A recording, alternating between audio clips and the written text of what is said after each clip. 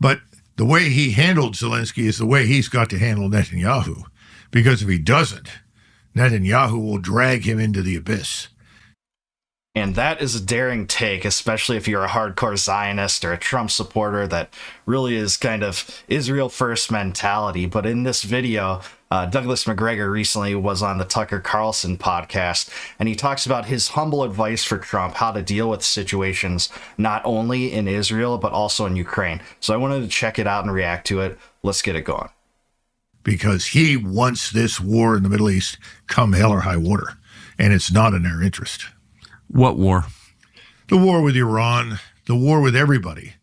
I mean, you've seen these settings where Netanyahu sits at a table and he's got everybody around him in his cabinet, and he says, this is our opportunity to settle with everyone. We're fighting on 5 fronts. No, we're fighting on 7 fronts. And he starts ticking off, everyone from the Houthis to the militias in Iraq and Syria and now Iran and so forth. If you look at the map today, he's trying to occupy Syria all the way up to the edge of Damascus. And Erdogan, who is a very clever but slippery character, has already said, forget it. We're not going to tolerate that in southern Syria. So he's pushing the envelope to the very edge. In Damascus, there are 3 great Islamic cities in the region. One is Cairo, the other is Jerusalem, and then Damascus. They're not going to surrender Damascus to the Israelis. And this is the idea of greater Israel that, people within the Israeli government want to expand. And we've known that Israel has wanted a war with Iran, at least since, the George Bush administration. Definitely before, too, because it's not like the Iranian Revolution didn't make the neocons want to rattle their sabers. But we've known it because Wesley Clark saw that clean break memo, which had Iran as one of the governments that the U.S. government wanted to overthrow. So let's keep listening. Whatever happens, the Turks will eventually become involved. They'll march in. So, I mean, that creates a kind of structural problem because Turkey is a member of NATO. I don't think so, because I don't think NATO matters. Maybe you're right. I don't think it has for a long time. Well, it matters in a material sense. We just use the name NATO to wage a war against Russia for 3 years that we lost. Yeah. So, but that would be the end of NATO, right? Well, what we're talking about will end everything that we're accustomed to, the rules-based order, which just means our global hegemony in military and economic terms. Everyone in BRICS is now being forced together. We're forcing cohesion on BRICS as an alternative to our financial system, which we use to bully everybody. So that's all that BRICS is about. But now BRICS is going to become increasingly militarized because we're seen as this rogue state that is willing to put everything at risk in order to retain its position of dominance. That's catastrophic for us. And he's right about NATO, too, because Ukraine is essentially a de facto NATO power. It's not officially in NATO because of Article 5. It means that it would draw all the other NATO powers to be obligated to help it in a hot war versus Russia. But he's right. The rules-based international order, so-called, I want to put quotations around that, is a joke because at those levels, law doesn't apply. All states are essentially anarchists to each other, meaning that there's no overarching power to stop people from doing what they want in conquest. Has it stopped, the bloodshed in Gaza? No. Did it stop the U.S. invasion of Iraq despite the opposition of the UN? No. We don't want to go down that road. And that's why I think most of us voted for President Trump. We saw him as someone who would say no and diverge from that path. But we don't know right now. It's not clear. He has not made it clear what he wants. He has said he wants a settlement with Russia. He wants normalization with Russia. Okay, if you really want that, you've got to act in a way that demonstrates conclusively that you support that. That means end all the military aid right now to the Ukrainians. Period. Done. Amen. Number 2, get all of the Americans out of Ukraine immediately. Everybody. Intelligence, civilians, contractors. I mean, this has been another contracting bonanza in Ukraine, just as Afghanistan was. And Iraq. End that. So just to bottom line on a couple of issues, do you, how would you rate the likelihood? I mean, it does seem like the president, having run on the promise of peace, in Eastern Europe and inserted himself right into the middle of it, being the only person who can bring peace. He kind of has to see this through, and likely will. How hard will it be to get some sort of settlement between Ukraine and Russia? Well, he has to keep something in mind. You cannot turn around after the American government and all of its agencies have worked tirelessly to kill, maim, murder, harm as many Russians as possible. Including Putin himself. Yeah, over the last, 3.5 years.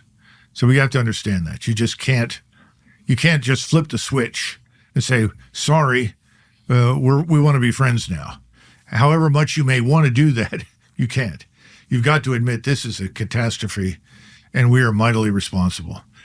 And there's no chance of a peace if Ukraine clings to the utopian notion that Crimea is still part of Ukraine or any of the Donbass provinces are. Those are gone. There's no way that's on the table. And as long as Zelensky and the Ukrainian government clings to that, I think there's no hope for a peace. And that's why I would urge the president to do exactly what I said. End all aid to Ukraine. Stop pretending that government and anything we've done in that country is a positive thing. It's not. Has nothing to do with liberal democracy, has nothing to do with goodness in any form. What we've done there is terrible. What we need to do is stop it.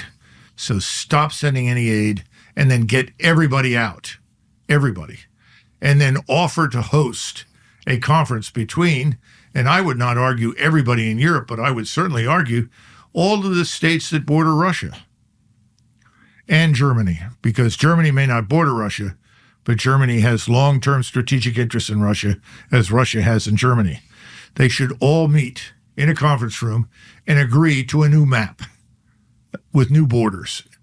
We don't need to draw those. They need to draw those. And Europeans can do that. They have been around forever. How many times have European borders changed in the last 1,000 years? They've redrawn some maps over time. I can't even keep up. Of course. I mean, try to find like the map of what's now called Ukraine. How many iterations in the past? Just 100 years. Too many to even count. You can't even keep up. Yeah. Right. And you stop this nonsense about, well, you can't trust the Russians. They'll take advantage of that. Come on, this is nonsense. They've lost 120,000 human lives. You really think they want to continue? There's no interest in that at all. And you know what's really distinguished President Putin from all of his predecessors, I would argue, is his concern for the lives of Russian soldiers. None of his predecessors were ever that concerned about how many lives they lost. You go back to the First World War, and Nicholas II was a good man, but he was willing to accept tremendous losses if he thought he was going to pave the road to victory with Russian dead. That's not Putin. That's not what he wants. Lavrov doesn't want it. The general staff doesn't want it. The population doesn't want it. So we need to stop that nonsense. Macgregor's so right here.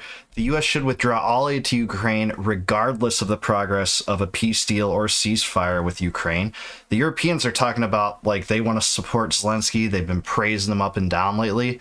Let them bankroll this. Let them take care of European security for once, not the U.S. So I think it's wrong to use the lack of a peace deal as an excuse to keep willy-nilly funding Ukraine and possibly signing on to this mineral deal, which is a terrible idea. And that's about as much as we can do.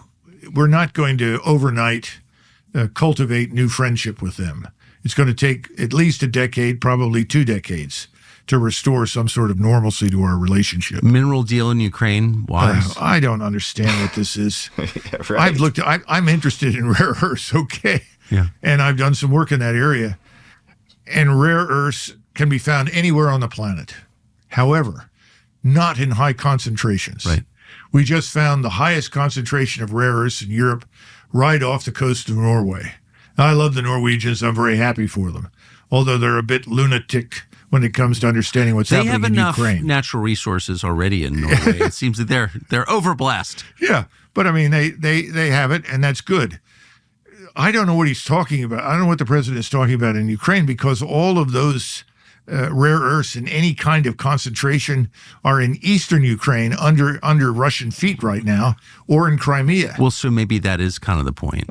And look, if that's the case, pack up, get out, and at some point, let's do business with the Russians, because the Ukrainians are not going to have those concentrations. So I'm aware. I knew, that's why I asked you the question, because I knew that, and I think I know that, and so it makes me wonder, like, if Zelensky is, now anxious to sign this deal and was anxious before to sign the deal before his arrogance and bad advice got in the way, maybe what this really is a way to change U.S. policy and sort of have us try and force the Russians to withdraw from Crimea and eastern Ukraine, which of course is not going to happen. Well, yeah. That would be such a disaster, too. And like they said, you can trade with whatever powers on Earth have access to minerals. You don't have to be bankrolling a war with them to make a trade arrangement of that kind. It's just insane. Yeah, there's how many R's are there in fat chance? That's not going to happen. By the way, there are marvelous concentrations of rare earths in Canada. Yeah. Historically, we've been friends. I mean, come on. What are we doing over there with rare earths? This is nuts. Let's do business with the Canadians. They've got rich deposits of rare earths. Right, and Trump wants to slap on protective tariffs against Canada, who is our number one trade partner, a trade partner that Americans benefit immeasurably from getting goods and services from. But I think these guys have it right. The U.S. just needs to withdraw from Ukraine. We saw Zelensky's true colors in the White House. He thought he could out-alpha Trump in a language he doesn't really speak in the White House, where basically he knows all the media is going to be covering it. That was a catastrophe. It really shows, the ingratitude. He was totally reliant on Trump and this government to bankroll his war. So pull out. Get out now. Macgregor had the perfect formula for it, getting all the resources out, all the intelligence services out, and just hightailing it and get out of there. That's the true America First policy. So I want to hear what you guys think about this, though. Do you think that under Trump, the U.S. will pull out all resources, or will this continue to be funded willy-nilly until the immediate future? Let me know in the comments below. And until the next time, we say here, no war, no debt, no inflation, and no empire. I'll catch you on the next one. Peace out.